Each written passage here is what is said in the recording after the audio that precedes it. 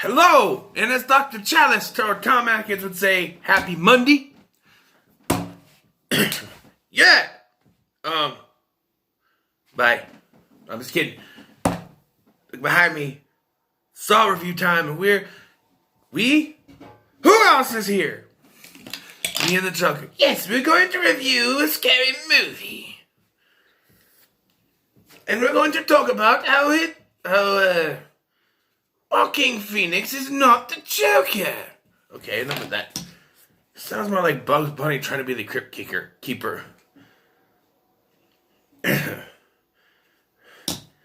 Why don't you just shoot him? Anyway, we are talking about Saw.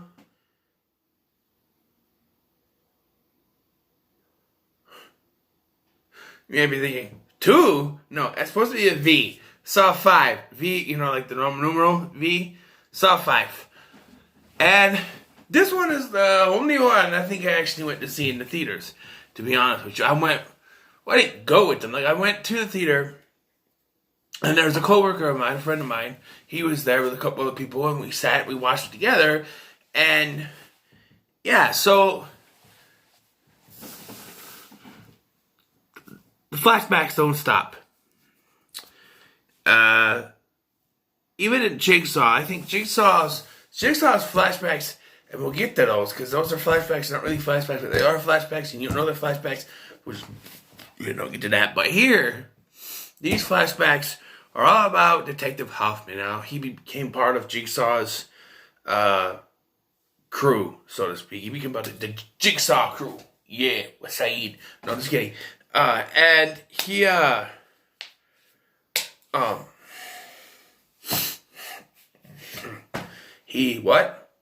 he joined up with Jigsaw. And so we start off with this guy named Seth Baxter, and he's in this trap, and he's got to put his hands in this vice thing, and it's going to smush his fingers, and he's going to be released. If he does that. He does, but much like with Amanda's trap, it doesn't release him all the way, and he still gets cut because there's this pendulum coming down. It's swinging, it gets lower and lower, and eventually it kills him. We find out later that this Seth Baxter was responsible for the death of Hoffman's sister, and he faked a Jigsaw trap to get away with it. And that's where Jigsaw and them meet. He brings him in, and that's where he yells at him, killing is atrocious or whatever. It really comes into question, they say, Jigsaw is a killer. The Jigsaw name itself is synonymous with killing and death. What John Kramer was trying to do changed over the course of these films. What legacy he was trying to leave, what he was trying to do changed because the people that he was trusting with his legacy weren't like him. They didn't understand what he was doing. They just thought they got to kill people. Like Amanda, the trap that she put Carrie in was never going to be one where there would be a survivor. Likewise with Seth Baxter. The one thing with John Kramer's traps, as Jigsaw was, except maybe Cecil, that was more a revenge thing. I think maybe, because I talked about it in my last review, but I think the whole Cecil thing that was his revenge, and then he realized killing is unsavory, that's not right, and he, but then again, what happened, because I thought about this too, what happened to Cecil was Cecil's choice, right? He always gives his subjects in the trap a choice, right? You get a choice. They gotta follow the rules. They don't follow the rules, they die. He did what he was supposed to do. It broke. I'm still not sure if it broke because it wasn't built together right, or if that's how it was supposed to work. I don't think it was supposed to work that way, but it broke. He was free. He had the choice to walk away, but he didn't. He wanted to get that shot in, and he died as a result from it. Everything that happened there was a result of Cecil's choice. It was an accident that Cecil died. Just know that. What John Kramer was doing was he was trying to give people a new lease on life. He did that with Amanda, but it didn't work as well. And there's, just skip ahead a little bit to the 7th film, there is a group of Jigsaw survivors that maybe see a better lease on life. Yes, one of them has their arm, and that's not till Saw 6, so I don't know that, but I'm getting better, I promise. But just saying that what John Kramer started out to do is not what it ended up being with the whole Jigsaw name. They called him the Jigsaw Killer because people were dying, not because he was physically going in and killing them, but because they couldn't follow the rules. They couldn't do... Yes, you can say some of the traps are hard to, are hard to deal with to begin with. Like the barbed wire trap that we saw Cecil died when falling into. And then the other guy in the first film. The guy who has the candle with the flammable substance on him. And I really cared for that one anyway. It was kind of like, what kind of trap is that anyway? But they're perfectly good ways that people followed the rules. Like, in the 3rd film, right? Lynn would not be dead right now if Amanda followed the rules. Amanda was supposed to let Lynn go, and she did it because Hoffman interfered. And I don't know if it's in this one, but I'm going to go ahead and reveal it. I think it's not until 6 they reveal this, but I'm going to go ahead and spoil it now. I could probably sit here and do a whole freaking thing on the entire franchise, but in the 3rd one we see her pick up a letter and she goes ballistic. It's Hoffman writes the letter to her because we find out, I think in this one, that Amanda was there the night that Cecil accidentally killed the unborn child. It was her that pressured Cecil to go in and get the drugs. So she was there. How Hoffman knew that? I don't know. But that's how it happened. And my ear is going nuts. I'm sorry. I don't know why.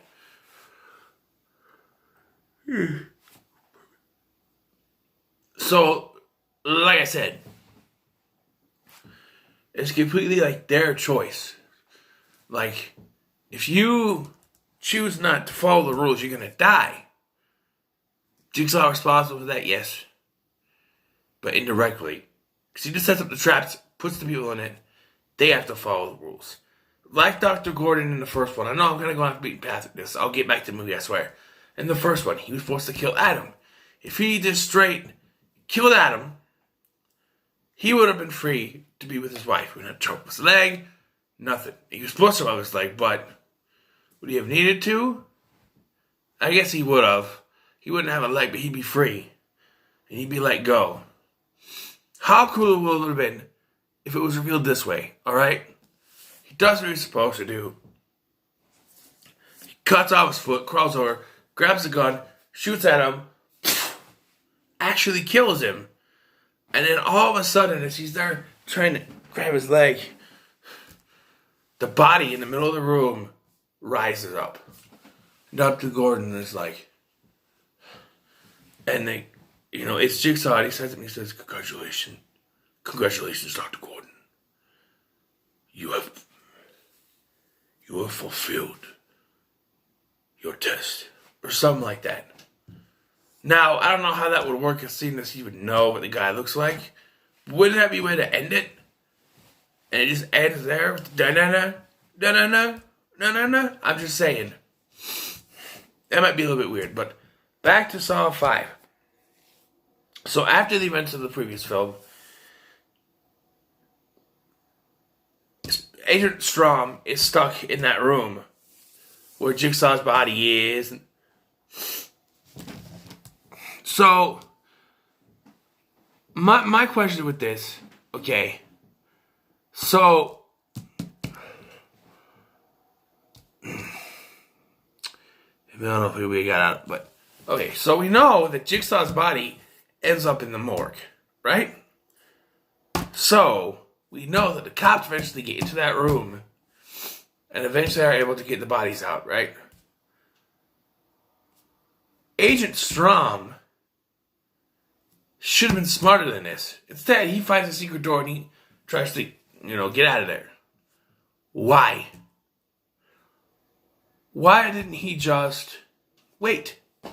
They would have come in. Yes, he'd have been in there. He could tell the story. He'd be like, I came in. This guy had a gun. I shot him. These dead bodies were already here. And they could date him. I mean, they just killed him. Just come on. He didn't do any of that. Jeff's fingerprints would have been on the saw blade, the saw, right? I'm just saying. But I don't know. So he goes to the secret passage. He's knocked out by Hoffman, and he wakes up in this. It's gonna be the thumbnail for this, but he's stuck in this tank, filling up with water. So what he has to do is take a pen from his pocket and jam it to do a tracheotomy. He does a tracheotomy on himself so he can breathe. A little hole in his neck, and then he's able to get out of there. How they find him, I don't know. But Hoffman was supposed to be the only survivor, and he rescues a little girl, Jeff and Lynn's daughter.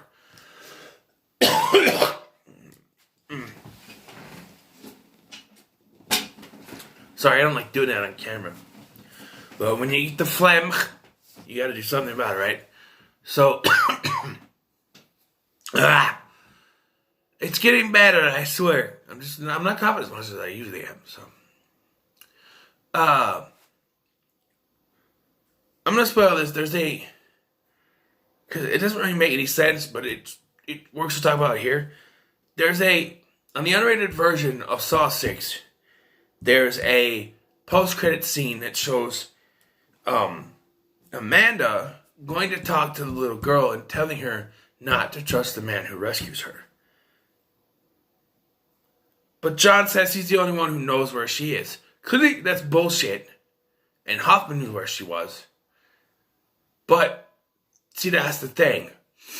This was all designed for Hoffman to look like the hero. So he had to know where she was. Her knowing where she was,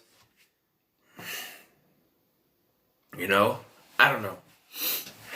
But that's just like, on the unrated version of Saw 6. I'm just saying. So, yeah. So Strom, he's not really the victim of this. Sort of.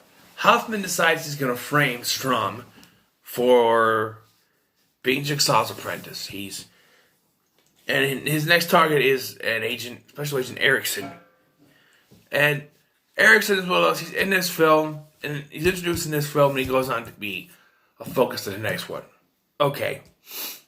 So, and there's Jill Tuck, which she's given, because this is after the death now, and she's given a box. We don't find out what the fucking box is until the next one, or final chapter, one of the two. Or the next one, I think it is. We don't find out what's in there. There's also a test going on.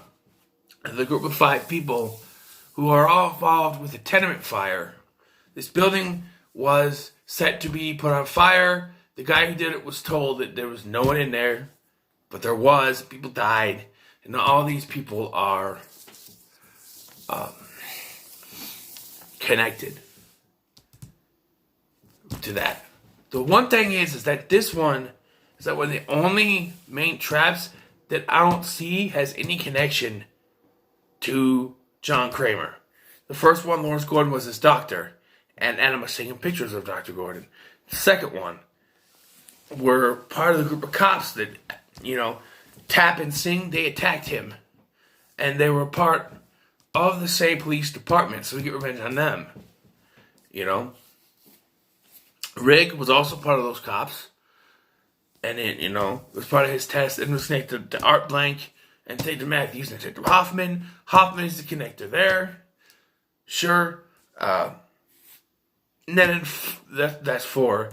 3, Lynn, Jeff, I don't know where that goes, but, maybe that's the first one. It's not really connected to anything, but I'm just saying.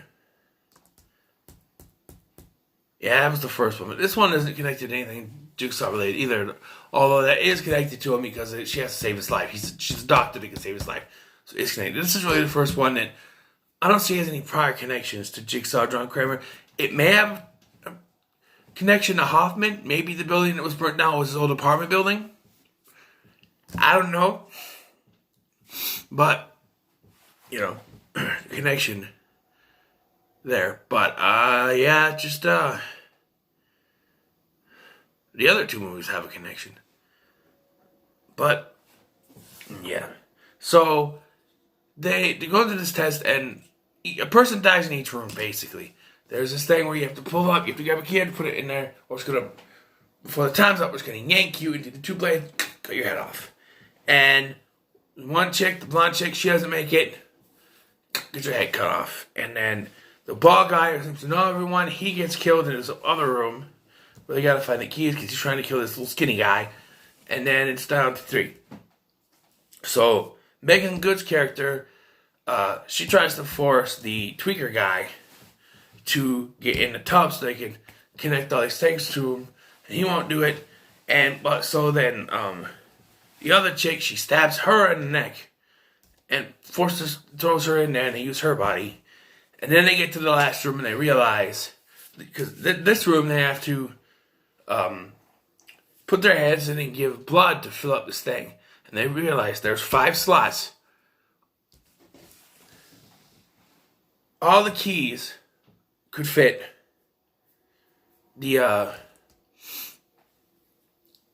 all the keys were the same key. Worked on each neck thing. They all could have gotten out. They were supposed to work together, and they couldn't because they didn't trust each other. So it was down to 2. They survive, at least to know the tweaker does, because he's in the group in Saw 7. And Erickson finds them, so I'm assuming he calls medical, But yeah, and Strom is going to places, and this triggers flashbacks that he can't possibly have, but we get to see it. As he goes to previous places where murders have happened, like the Seth Baxter kill or the barbed wire kill from the first one, and we actually get to see that it was Hoffman watching, having the sight see, and they actually purposely framed Dr. Dr. Gordon with the pen. And yeah. And I don't know if it's this one, but you get to see them set up the death house, the gas house. The second one, I think it's actually and they set up the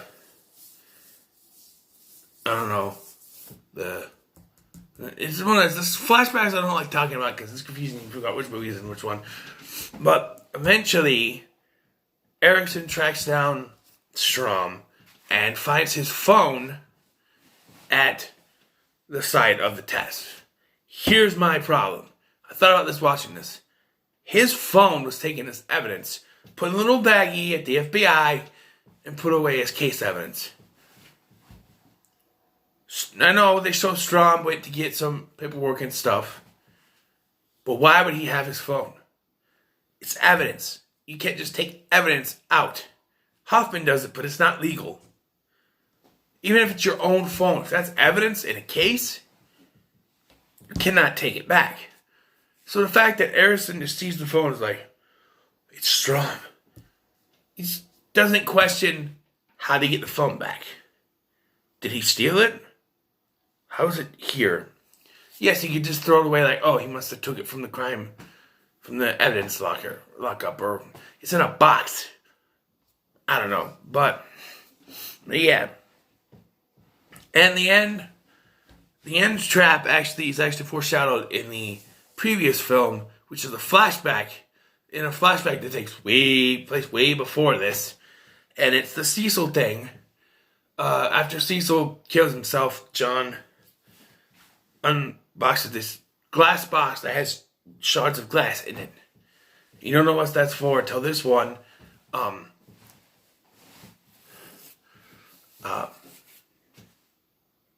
Strom goes into this one room. He goes back to the meatpacking plant, goes back to the secret door and goes through, and he finds this room with the glass box in it. He starts to play the tape, and it starts to tell him, and I think this is the only one that actually has Hoffman's voice distorted, where the rest it's all Kramer's voice. But it's just like, it tells him, starts to tell him stuff, he turns it off, he's attacked by Hoffman, and he throws Hoffman into the box and shuts the door, and then Hoffman's like, you gotta listen to the rest. So he does, and it turns out he would have been safer in the box. Even though it's glass shards, he would have been safer in the box, because the box goes underneath, down, and the walls start to fucking close in, and he gets all smooshed to death. Like, you see breaking the skin and stuff, breaking in pieces. Ooh, it's a hard one to watch. And that's how it ends. And you see like blood spatter on the freaking glass box that Hoffman's in. That's how it ends. And we pick up after that in the next one. So, yeah, the one thing I'm not sure about is I don't remember if Strom finds Jeff at the end of the fourth one, and that sets up this one, or if it's at the beginning of this one. I don't remember. Because I see him in there looking around, but maybe that's, I don't know. But, yeah, decent film. Give it a 6.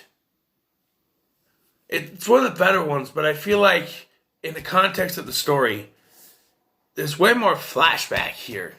Like, I know we're telling the story of Hoffman, but there's a lot of flashback that to me, it's just like, yes, the series is built on flashback, but in the first one, there was little flashback here and there, and that's what it was.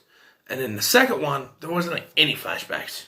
Not really. It was, well, technically the gas house was a flashback, but I'm just saying it wasn't meant to be a flashback. And all of a sudden, since 3, you get these flashback sequences. And 3 didn't even have flashbacks either. Not really. Well, yeah, they did Hoffman, or the Detective Matthews stuff here and there. And then they really started getting 4 had some flashbacks. And then this one really is just like flashback. New stuff. Flashback, new stuff, flashback. To me, it kind of lowers it down for me. So, yeah, it's a 6. But yeah, it's alright. I don't hate any of these movies, but it's alright. So, what are your thoughts on Saw 5? Comments below. Like, share, and subscribe. I'll see you in the next one.